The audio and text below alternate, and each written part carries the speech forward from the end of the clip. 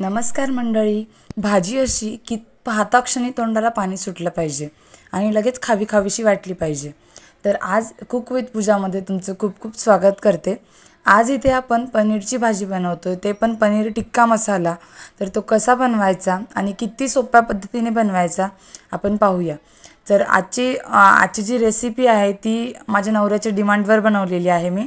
त्यांना ही भाजी खूप आवडते, तर त्यांनी सांगितलं तर म्हटलं चला आज बनवून टाकूया आणि तुमच्यासोबत ही रेसिपी शेअर करूया। चला तर आपण सुरू करूया।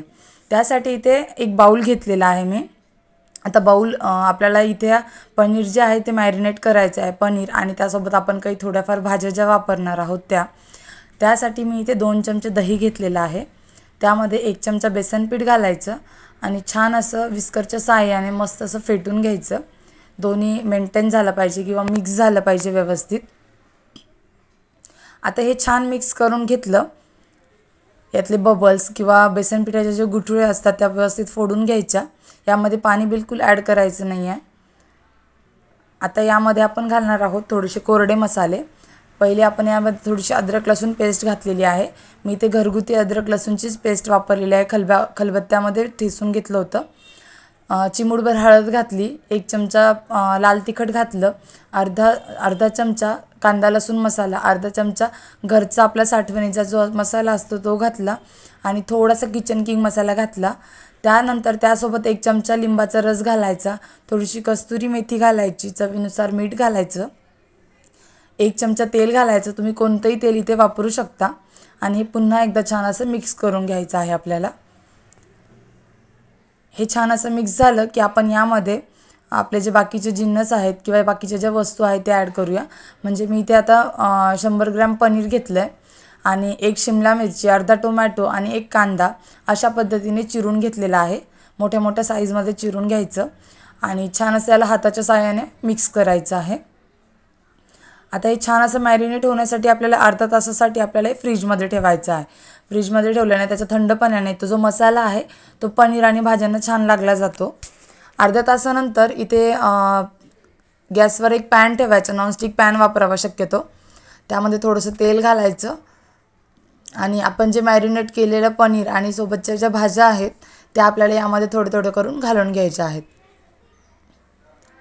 तर अशा पद्धतीने बेसन आणि दही याचं परतल्यानंतर पनीर आणि भाज्यांना खूप छान असं बाइंडिंग तयार होतं आणि टेस्टलाही भाजी खूप छान लागते। तर अशा पद्धतीने हे व्यवस्थित आपण पॅनमध्ये सगळे टाकून घेऊयात आणि गॅसची फ्लेम लो ठेवायची आहे स्टार्टिंगला, जेणेकरून पनीर जे आहे ते खाली लागणार नाही किंवा त्याचे तुकडे होणार नाहीत। तर स्टार्टिंगला आपल्याला याला काहीच करायचं नाही, अशाच पद्धतीने 5 मिनिटभर आपल्याला वाट पाहायची आहे। आता इथे थोडंसं 5 मिनिटानंतर थोडंसं आपण याला खालीवरती करून घेऊ शकतो। तर अशा पद्धतीने एकदम हलक्या हाताने त्याला खालीवरती करून घ्यायचं आहे किंवा हलवून घ्यायचं आहे। पनीर किंवा भाज्यांचे तुकडे झाले नाही पाहिजे। शक्यतो भाज्यांचे तुकडे होत नाही, पण पनीरचे तुकडे होण्याची शक्यता असते। तर इथे जास्त हलवायचं नाही आहे, शक्यतो मीडियम फ्लेमवरती किंवा कमी फ्लेमवरती या भाज्या आपल्याला छान अशा शॅलो फ्राय करून घ्यायच्या आहेत। आता मी हे दुसऱ्या गॅसवर ठेवते, तोपर्यंत आपण भाजीची जी पुढची प्रोसेस आहे ग्रेव्ही बनवण्याची ती करून घेऊयात। आता इथे मोठ्या कढईमध्ये 2 ते 3 चमचे तेल घातलेलं आहे। तुम्ही कशामध्येही भाजी कढईमध्ये किंवा तुमच्याकडे जर लोखंडी कढई असेल तर त्यामध्ये केली तरी चालेल। कढईमध्ये तेल घातलं, जिरे घालायचे, जिरे छान तडतडले की यामध्ये आपल्याला कांदा घालायचा आहे। आता जिरे छान असे गरम झालेले आहेत। इथे बारीक चिरलेले मीडियम आकाराचे 2 कांदे घेतले होते, ते छान असे चॉप करून घेतलेले आहेत, ते यामध्ये आपण घालून घेतले। आता याला छान असं परतून घ्यायचं आहे। जास्त कांदा जास्त जास्त ब्राऊन करायचं नाही आपल्याला इथे आणि कच्चाही ठेवायचं नाही। थोडासा कांदा ट्रान्सपरंट झाला की आपण पुढची प्रोसेस करणार आहोत। आता इथे कांद्याचा कलर तुम्ही पाहू शकता थोडासा बदललेला आहे।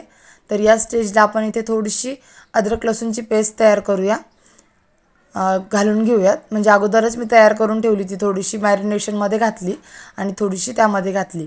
तोपर्यंत आपल्या इकडे जे पनीर टिक्का जो होता तो आपल्या इकडे तयार झालेला आहे। म्हणजे आपलं पनीर आणि भाज्या ज्या आहे त्या रेडी झालेल्या आहेत। आपण पुन्हा एकदा ग्रेव्हीकडे जाऊयात।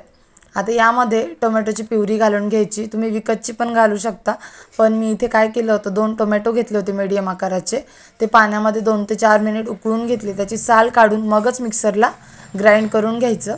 कच्चे टोमॅटो वापरायचे नाही, काय होतं भाजी थोडीशी आंबट लागते आणि अशा पद्धतीने केल्यावर भाजीची टेस्ट खूप छान लागते आणि बाइंडिंग पण छान होतं भाजीचं. तर आता इथे कोरडे मसाले ॲड केले, अर्धा चमचा हळद, चवीनुसार लाल तिखट, थोडासा काळा मसाला, थोडासा कांदा लसूण मसाला, 1 चमचा धना पावडर आणि 1 चमचा किचन किंग मसाला.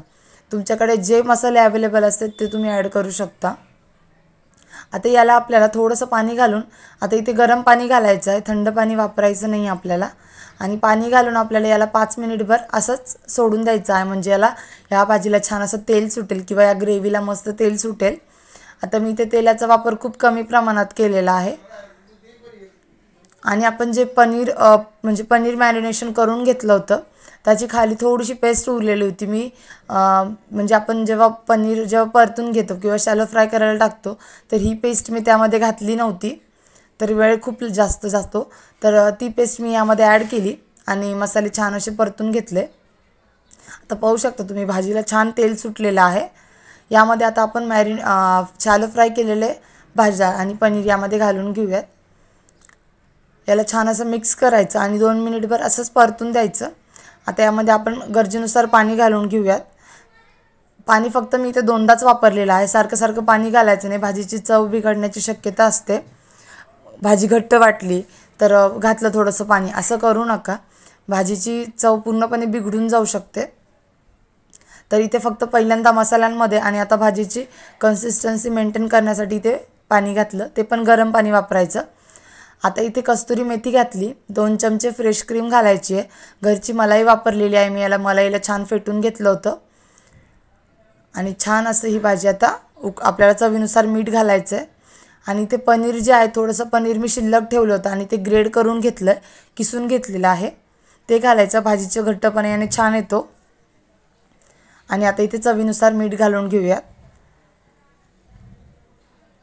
आणि मस्त भाजीला 4 ते 5 मिनिट उकळी काढून घ्यायची, एकदा हलवायचं आणि पुन्हा 4 ते 5 मिनिट उकळी काढून घ्यायची. मस्त आपली इथे पनीर टिक्का मसाला, हॉटेल स्टाईल एकदम पनीर टिक्का मसाला बनून तयार होतो.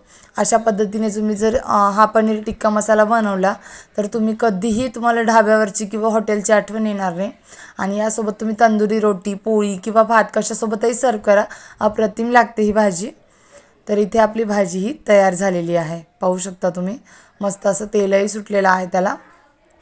अजून जर तुम्ही 2 मिनिटभर याला परतू दिलं तर अजूनही छान तेल सुटते, याला पाहू शकता. आता इथे मस्त आपला पनीर टिक्का मसाला रेडी झालेला आहे.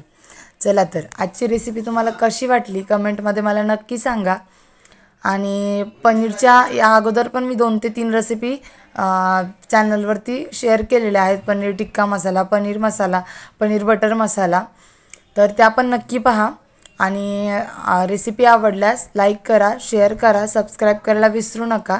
जर तुम्ही चॅनलवर नवीन असाल तर पटकन सबस्क्राईब करून घ्या, म्हणजे जेवढे व्हिडिओ येतील तेवढ्याची तुम्हाला आणि बेल आयकन दाबायला विसरायचं नाही, म्हणजे माझे व्हिडिओ आले की तुमच्या मोबाईलची घंटा नक्की वाजेल. भेटूया नेक्स्ट रेसिपीमध्ये.